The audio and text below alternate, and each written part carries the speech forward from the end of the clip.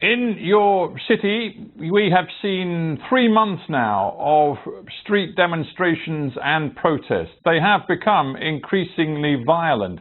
Is your heart and your head still with the protest movement? Yes, very much so. I think it is a pity that there is escalating violence, both on the part of the protesters, although involving a very small number of people, but also on the part of the police. The police are increasingly brutal and unrestrained in exercise of their powers. But I'm very much behind the underlying causes of this movement. It is about Hong Kong's fight to defend basic freedoms, civil liberties, and to demand political participation through fair and open elections on the basis of one man, one vote, all of which are promised in the Joint Declaration and Hong Kong's Basic Law, the Basic Law which is our mini-constitution. Well, you've just defined the protest movement's objectives in very broad terms, but it seems to me, if I remember back to June of this year, there was one very clear motivation and demand for the demonstrators, and that was to get the extradition bill that appeared to be about to be passed, and which would have allowed, of course, criminals in Hong Kong, suspects, to be sent to the Chinese mainland for trial. The main objective was to get that quashed, and now the chief executive of Hong Kong, Carrie Lam, has withdrawn the bill. So why are people still on the streets? Well, first of all, Carrie Lam has only acceded after 3 months of continuing protest to one of the 5 public demands. You have to look at the underlying concern behind the people's objection to the extradition bill. The extradition bill removes the firewall between the legal system in Hong Kong under the rule of law and the legal system as it exists in the mainland. People felt that they were no longer even safe in their own beds because you could be extradited across the border, face unfair trials, no legal representation, trumped up charges, and made to confess to crimes that you did not commit. Well, understood, Madam Chan, but the news is it's gone. This is a victory for you, but you don't seem to be prepared to take victory for what it really is. I mean, that's why so many people are finding it hard to understand, having won this real victory, why you can't enter a dialogue and take your people off the streets. Very simple reason, because first of all, this withdrawal has come very late in the day after 3 months of protest.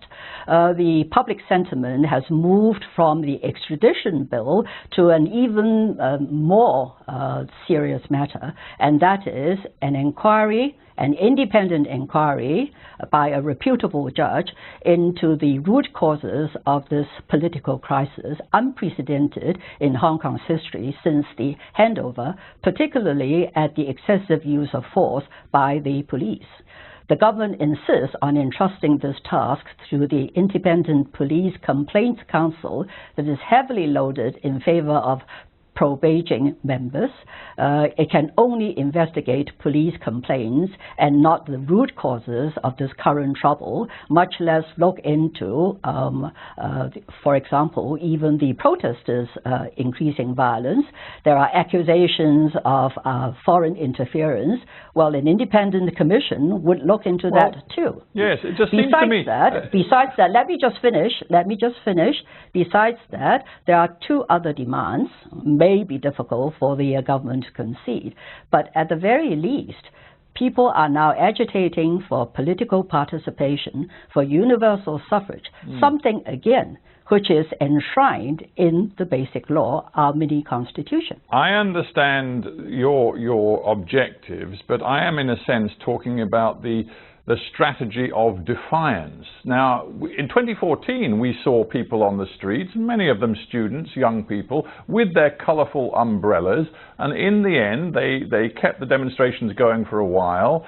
There was some sort of a dialogue which seemed pretty unsatisfactory, but ultimately they went home and got on with their daily lives. This time around, the mentality seems very different. People aren't just carrying umbrellas, they're carrying Molotov cocktails sometimes. They're hurling rocks at the police.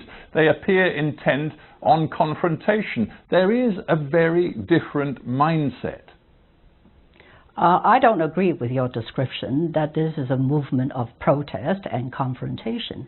Why is it protest and confrontation when all the protesters are asking for is for Beijing to keep to the promises they made to the people of Hong Kong in the Joint Declaration and in the Basic Law, guaranteeing our freedoms, our civil liberties? Come back to the instances of violence. And of course, much of the violence we have seen on video has been perpetrated by the Hong Kong police, but some of it has been perpetrated by protesters and demonstrators as well. There's the infamous case of the video showing the violent beating of a man who appeared to be a Chinese journalist at Hong Kong airport. Now that plays into a narrative that Beijing is pushing, that ultimately there is a terrorism at work in Hong Kong and they have a duty, working, of course, with the Special Administrative Region government in Hong Kong to quash terrorism. You may be playing into their hands. That may be so. I don't agree with violence, and I certainly condemn violence. But I would point out that the SAR government and Beijing have a very easy solution to stop violence, and that is that you have to listen to Hong Kong people. Which government, which responsible government refuses to listen to the voices of 2 million people taking to the streets? That's a quarter of Hong Kong's population. So if you want to stop the violence, the easy way out is for Beijing to allow our chief executive some latitude. It is futile to assert that one country, two systems is working well when our chief executive doesn't even have the freedom to step down to take responsibility for this debacle. You've labelled Carrie Lam as incompetent and useless and being run effectively direct from Beijing. You clearly think she has no credibility or legitimacy whatsoever. Oh, Mr. Sacker, those are your words. They are not mine. I originally said forcing Carrie to step down, who would step into her shoes. But since she has shown no indication of making some of the very difficult positions to, as it were, lower the temperature and find a way through this current impasse, then she should make way for somebody else. Let me ask you this. There is no leadership at the moment. Effectively, Hong Kong at the moment is a rudderless ship, and the captain has left the bridge. You may say that you don't see Beijing as the enemy, but it seems to me Beijing certainly now sees you as their enemy. If one looks at the state press in China, mainland China, you've been fingered as one of a quote-unquote gang of four very senior Hong Kongers who is said to be orchestrating the protest movement. The highest legal enforcement body in China, the Central Political and Legal Affairs Commission, has accused you and the other three of 14 deadly sins, including colluding with the US and UK and inciting young people in the city. Are you feeling intimidated and frightened right now? Well, Mr. Sacker, you clearly do not know me, and you do not know my experiences and my history. But I hope you can see that this is all part of the state propaganda machinery. And simply because I don't toe the line and say things that Beijing may not wish to hear, they've mounted this smear campaign, yes, intimidation, harassment, not just only of myself, but of my family members. But the more they do of this sort of smearing, the more they convince Hong Kong people that the only way they're going to have a future is to insist on the faithful implementation of two systems, a system that is entirely different from that in the mainland. Isn't it true that Beijing holds all the cards here? It is going to be arguably the most powerful economy of the 21st century. Admittedly, it's in a trade war with the United States right now, but ultimately the international community is hardly going to see it in its interest to make a major intervention in the Hong Kong crisis when it needs a very strong economic relationship with Beijing. Well, I sincerely hope that Britain, the United States, and other international communities are not simply going to capitulate and go on bended knees simply because China is currently the world's second largest entity. The world has to face up to how they are going to engage in and deal with this rising China. And surely it is in the interest of the world as a whole, but also I suggest in the interest of my country, that China should increasingly, sooner rather than later, embrace some universal values, particularly respect for human dignity, fundamental rights and freedoms. That would be good for the nation as a whole and for the rest of the world. But if I may say so, Madam Chan, that's a very interesting proposition you've put to me there, because it seems to me you're getting very close to saying that you believe the pro-democracy demonstrations and protests in Hong Kong can be some sort of model to emulate, some sort of inspiration for people in mainland China, and that you want what you're doing to be a message to people across the whole country of China. Is that what you're really saying? Because that would be very inflammatory as far as President Xi Jinping is concerned. Those are, again, your words.